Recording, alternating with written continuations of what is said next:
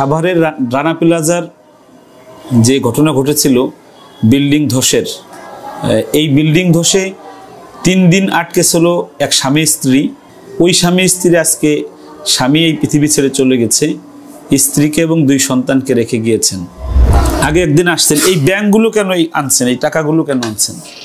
আমি ওগুলো ওদের জন্য 5 টাকা 10 টাকা 50 টাকা এভাবে যখন পারতাম তখন পৌঁছাইতাম, যে ওদের একটা ভবিষ্যৎ আছে। বাবার চেহারা মনে আছে তোমার? বাবা তোমাকে মানে কিছু বলে গেছে যাওয়ার সময়? কিছু বলে নাই?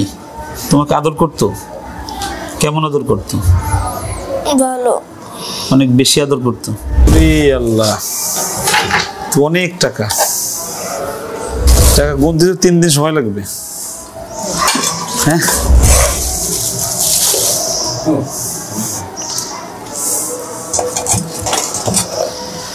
টাকা গুনো।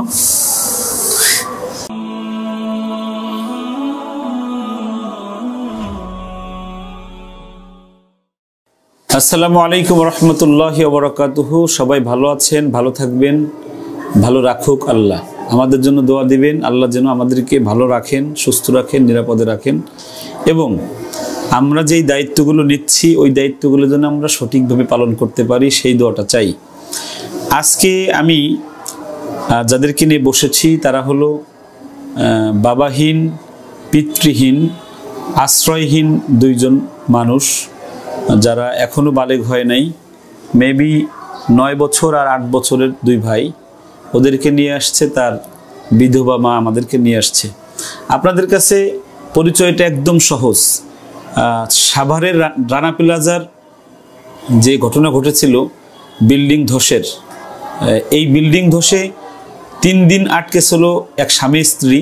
আপনারা মিডিয়ার বাদৌলতে ওই সময় দেখেছেন। এই স্বামী স্ত্রী যারা আটকে ছিলেন, ওই স্বামী স্ত্রী আজকে স্বামী এই পৃথিবী ছেড়ে চলে গেছে, স্ত্রীকে এবং 2 সন্তানকে রেখে গিয়েছেন। আমার কাছে এখানে ওয়ারিসের একটা সার্টিফিকেট আছে। এই সার্টিফিকেটে এখানে ওয়ারিস সূত্রের সার্টিফিকেট এখানে সব দেওয়া আছে। যেমন এই মর্মে প্রত্যয়ন করা যাইতেছে যে মৃত রফিকুল ইসলাম, পিতা মোহাম্মদ, মৃত মহিউদ্দিন আইনউদ্দিন, গ্রাম সাকরাইল, ডাকঘর সাকরাইল, উপজেলা শিবালয়, জেলা মানিকগঞ্জ। তিনি 9 নং ওয়ার্ডের সদস্য। শের আলী এর সুপারিশ মোতাবেক উক্ত ব্যক্তি মৃত্যুকালে নিম্নবর্ণিত ওয়ারিশ গণদের রাখিয়া যান। নাম মোহাম্মদ রোমান, পুত্র সম্পর্ক মোহাম্মদ রিমন, পুত্র সম্পর্ক জ্যোৎস্নারা খাতুন, সম্পর্ক স্ত্রী ফুলজান বেগম, মা, সম্পর্ক।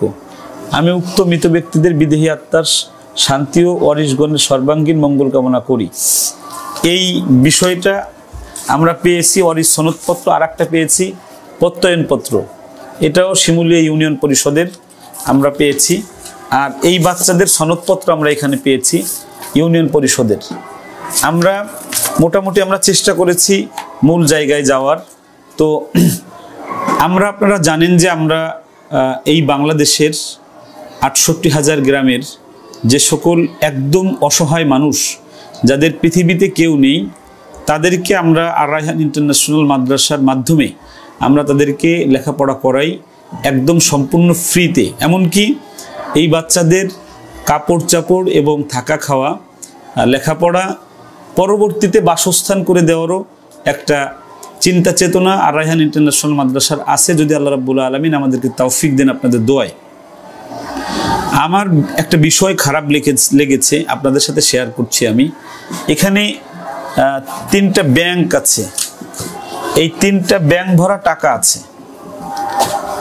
টাকাগুলো অনেক হবে এরকম না, এর মধ্যে 10 টাকা 20 টাকা 1 টাকা 5 টাকা এর মধ্যে টাকা ফেলেছে। কেন ফেলেছে? এই 2 ছেলের মনের চাহিদা যে এদেরকে আমার কাছে পড়াবে বা আর রায়হান ইন্টারন্যাশনাল মাদ্রাসায় পড়াবে। তো পড়াবে, আমাদের কাছে তো টাকা লাগবে। এজন্য এই বিধবা মা বা দক্ষিণী মা, উনি এখানে টাকা জমিয়েছেন গার্মেন্টসে কাজ করে করে। এই গার্মেন্টস থেকে উনি বের হতে পারে নাই। আমরা দেখেছি ওই সময় মিডিয়ার কল্যাণে যে বহু কোম্পানি তাদের দায়িত্ব নেওয়ার চেষ্টা করেছে, নেবে, অমুক করবে, তেন করবে, কিন্তু দেখা গেছে মাত্র কয়েক বছরের ব্যবধানে তারা রাস্তার ফকিরি হয়ে গেছে, তাদের পাশে কেউ নেই। কওমি মাদ্রাসার যে আমরা যে আর রায়হান ইন্টারন্যাশনাল মাদ্রাসা, আমি কাইম মোল্লা বা আমাদের রায়হান, আমরা কিন্তু এই মানুষগুলোর পাশে আছি, থাকবো, আল্লাহ যতদিন আমাদেরকে বাঁচায় রাখবে। এই ব্যাংকের টাকায় অনেক টাকা হবে না, আমাদের 2টা বাচ্চার ভর্তি ফিস 24,000 টাকা হবে না, এরপরে মাসিক 9-18,000 টাকা, এটাও হবে না। আমরা তাদেরকে আজকে ওনার কাছ থেকে আমরা গ্রহণ করতেছি, আমরা গ্রহণ করে আমরা তাদেরকে ওনার যে স্বপ্ন আমাদের কাছে দেওয়ার মূল একটা কারণ হলো, উনি গার্মেন্টসে কাজ করে প্রায় 10 ঘন্টা 12 ঘন্টা ডিউটি করে। এই ছেলে দুইটাকে উনি আমার কাছে বলেছেন যে ঘরের মধ্যে তালা দিয়ে আটকে রেখে যায়, এই 10 ঘন্টা পরে এসে খোলে। ওদের মানসিক সমস্যা হচ্ছে, এই সমস্যা থেকে বাঁচার জন্য উনিও যেন একটু কাজ করতে পারে আর বাচ্চা দুটোর জন্য ভালো মানুষ হয়। আর রায়হান ইন্টারন্যাশনাল মাদ্রাসা এই বিষয়টাকে সুন্দরভাবে করার চেষ্টা করবে ইনশাল্লাহ। আমি একটু আপার কাছে যাচ্ছি। আপা ভালো আছেন?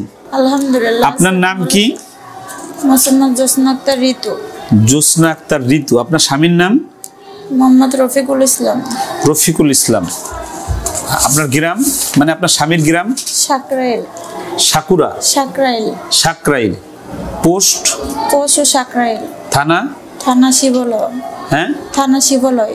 শিবালয়? শিবালয়। জেলা? জেলা মানিকগঞ্জ। মানিকগঞ্জ। আর আপনার বাবার বাড়িও কি এই জেলায়? আমার বাবার বাড়ি সাতক্ষীরা। সাতক্ষীরা থানা। বাবার বাড়ির ঠিকানা কি বলেন তো? গ্রামের নাম কি? গ্রামের নাম হরিয়ারনগর, তালাব থানা, জেলা সাতক্ষীরা। আচ্ছা আচ্ছা। আপনাদের বিবাহ হয় কত সালে? আমাদের বিবাহ হয়েছে 2008-এ, এরকম। 2008 সালে? 2008 সালে। তাহলে আমিও তো 2008 সালে বিয়ে করছি। আমাদের বিয়ের সাল দেখা যায় এক, মাশাআল্লাহ। এরপরে বিবাহের কত বছর পরে আমাদের এই বড় বাবাটা আসে দুনিয়ায়? বিবাহের 4 বছর এরকম। রানা প্লাজায় কত সালে আপনি চাকরি নিলেন? রানা প্লাজায় আপনারা দুজন চাকরি করতেন? না, রানা প্লাজারে চাকরি করতাম আমি। রানা প্লাজারে চাকরি করতাম আমি। ওখানে করতে করতে আর কি হঠাৎ দূষিত পরে 3 দিন ওর ভিতরে ছিলাম, তখন 4-5 মাস পেটে ছিল আমার ছেলে, তখন ওইটা 3 দিন পরে ওখান থেকে উদ্ধার করে বের করে এনামে নিয়ে যায়। এনাম ক্লিনিক থেকে আমাকে আর কি ওখান থেকে বাড়ি নিয়ে যায় আমার ভাসুর, আমার স্বামী। তুমি কাঁদতেছো কেন? কাঁদতেছো বাবা? আচ্ছা, রানা প্লাজায় ওর আব্বার আপনি দুজনে চাকরি করতেন পরে? হ্যাঁ, পরে ওখানে চাকরি করছি। কত সালে চাকরি নিয়েছিলেন? রানা প্লাজারে চাকরি নিয়েছি, এটা সালটা আমার মনে নাই, অনেক বছর হয়ে গেছে তো। রানা প্লাজারে 9 বছরে চলেন। 9 বছর। ওখানে বেতন পাইতেন কত আপনারা দুইজন? ওখানে আমি 10,000 করে পাইতাম। আমার হাজবেন্ড স্টাফ ছিল তো, সুপারভাইজার ছিল। আমাদের পরিবারটা ভালোই চলতো, হঠাৎ অ্যাক্সিডেন্টে সব এলোমেলো হয়ে গেল। মোটামুটি ভালো ছিলেন ওই সময়? মানুষকে টাকা পয়সা কিছু দিতেও পারতেন? হ্যাঁ, তখন মোটামুটি ভালো ছিলাম, সবার কিছু দিতাম। শ্বশুরবাড়ি ফ্যামিলিতে আমার হাজবেন্ড দেখতো। কিন্তু ভাগ্য আপনাকে এখন, আমাদের ভাগ্য ওইভাবে নাই, মানুষের কাছে এনে দাঁড়া করাই দিয়েছে। হ্যাঁ, আলহামদুলিল্লাহ। আমাদের এইখানে কবে থেকে আসার স্বপ্ন দেখেন?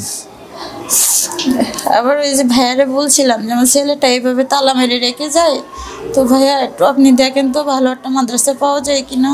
পরে খুঁজতে খুঁজতে ভাইয়া আপনাদের ওই মাদ্রাসার ঠিকানাটা পাইলো। পাওয়ার পরে ভাইয়া আর কি আমার ওই ছবিগুলো দিল। দেওয়ার পরে এই ছবিগুলো তালা দিয়ে রেখে যেতেন কয়টায়? হ্যাঁ, যেদিন কয়টার সময় তালা দিয়ে রেখে যেতেন? তালা দিয়ে রেখে যেতাম সকাল ভোরে, তালা মেরে রেখে যেতাম। লাঞ্চে আসতাম, আইসি দৌড়ে এসে তালা খুলে ওই 1 ঘন্টার ভিতরে আমি খাইতাম না, গোসল করাইতাম। ওদের গোসল করাই কটা খাই, ওইভাবে আমি আবার চলে যেতাম না খেয়ে। না খেয়ে কষ্ট হতো না আপনার? ওইভাবে চলে যেতাম না খেয়ে। ওইভাবে আসতাম, আবার রাত 7টায় 8টায় আসতাম। এসে দেখি 2টা ঝগড়া করে ঘরের ভিতরে এলোমেলো করে রাখছে, দরজা ঘাত হয়েছে। ওর বাবা মারা যাওয়ার পরে আপনার বিবাহের প্রস্তাব আসে নাই কখনো? আসছে, অনেকে আসছে। আপনি বিয়ে বসেন নাই? না। কেন? আমার আর বিয়ে করার ইচ্ছা নাই। আমার স্বামী যে ভিটিতে রেখে গেছে ওই ভিটিতে থাকার ইচ্ছা। আমার 2টা ছেলে মানুষ করে যাতে ওর বাপের মুখ উজ্জ্বল করতে পারি, আমার যে ওই ইচ্ছা, আমার এই 2টাই জীবনে। আমার মানে এদের নিয়ে আপনার জীবনটাকে শেষ করতে চাচ্ছেন? হ্যাঁ, আমি চাচ্ছি যে আমার বাচ্চা 2টা মানুষের মতো মানুষ করে আমি যাতে ওর বাপের। সুপ্রিয় দর্শক, এই জায়গাটাই কিন্তু আমাদের বক্তব্যটা যে মা হলো পৃথিবীর সবচাইতে নিরাপদ আশ্রয়। আমি আগে একটা ভিডিও দেখাইছি যে এরকম মাও আছে যে সন্তানকে ফেলে রেখে চলে যায়, সন্তানের খবর আর নেয় না। আমরা স্যালুট করি এই সমস্ত মাদের, যে মারা তাদের যৌবনে স্বামী হারায় সারা জীবন সন্তানের মুখের দিকে চেয়ে কাটাই দিতে চায়, নিজের রক্ত বিক্রি করে সন্তানকে মানুষের মতো মানুষ করতে চায়। আমরা এদেরকে আমরা শ্রদ্ধা করি, এদেরকে আমরা প্রাউড করি, এদেরকে আমরা ভালোবাসি। এদের জন্য যা যা করার দরকার আমরা করব। আপনাদের কাছে আমার একটা দাবি হলো যে এই ভদ্রমহিলাটা আমাদের কাছ পর্যন্ত কেন আসবে? সমাজে এরকম মানুষ নেই, মানিকগঞ্জে এরকম মাদ্রাসা নেই যেই মাদ্রাসা এই বাচ্চাদের দায়িত্বটা নিবে।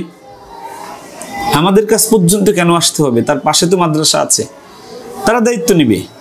তো আলহামদুলিল্লাহ আমরা চেষ্টা করছি, শতকরা 5 জন এতিম আমরা নেই। আমরা এরকম এতিম নেই যাদের পৃথিবীতে কেউ থাকবে না, তাদেরকে আমরা নেই, তাদেরকে নিয়ে মানুষ করি। তবে সকল এতিম আমাদের কাছে দৈনিক 50 জন এতিমের ফোন আসে। আমি কিন্তু সবাইকে নিতে পারবো না, কারণ আমার একটা লিমিটেশন আছে। আমি এই এতিমদেরকে আমি পালি, আমি কারো কাছ থেকে আমি টাকা নেই না, আমি চাই না কারো কাছ থেকে। অনেকে ইচ্ছা করে অনেক সময় এসে দিয়ে যায়, সেটা ভিন্ন বিষয়, কিন্তু আমি চাওয়ার ভানও করি না। আপনারা কেউ আমার কাছে টাকা পাঠাবেন না। আল্লাহ আমাকে যতটুকু সামর্থ্য দিয়েছেন, আমি এই আর রায়হানে যতটুকু আমি পারি এর থেকে এদের পিছনে আমি খরচ করব। আমি চাই যে আমি জীবদ্দশায় যেন আমি 100 থেকে 1000 এতিমদেরকে এমন মানুষ করে দিয়ে যাব যারা প্রত্যেকে রায়হানের মতো হবে, যারা প্রত্যেকে অনেক বড় মানুষ হবে। আমি এটা স্বপ্ন দেখি, আমি মনে করি এটাই আমার সম্পদ, এটাই আমার বাড়ি, এটাই আমার গাড়ি। আমি এভাবে করতে চাই। তো আপনি আগে একদিন আসছেন, এই ব্যাংকগুলো কেন আনছেন, এই টাকাগুলো কেন আনছেন? আমি ওগুলো ওদের জন্য 5 টাকা 10 টাকা 50 টাকা এভাবে যখন পারতাম তখন বুঝাইতাম যে ওদের একটা ভবিষ্যৎ আছে। তো আমার হঠাৎ করে কাছে টাকা পয়সা অল্প, বেতন পাই, রুম ভাড়া অনেক, 3000 করে রুম ভাড়া দিই, কারেন্ট বিল দিতে হয়, বেতন বেশি না। তো সেই ক্ষেত্রে আমি ওদেরকে মাদ্রাসা পড়ানোর মতো আমার ওইভাবে ক্ষমতা অ্যাবিলিটি নাই। এই জন্য সঞ্চয় কিছু কিছু করে সঞ্চয় করে রাখি ওদের জন্য। তো 3টা ভরছে আর একটা 20-30 টাকা হয়েছে। এই করে এই 4টা ব্যাংক আমি কিনছিলাম ওদের নাম করে, সঞ্চয় করে। আর কোনো টাকা নেই? আমার আর কোনো ওইভাবে এটাই সম্বল, আমার কোনো ব্যালেন্স নেই। ওর বাপ হঠাৎ মারা গেছে, কিছুই বলে যায় না।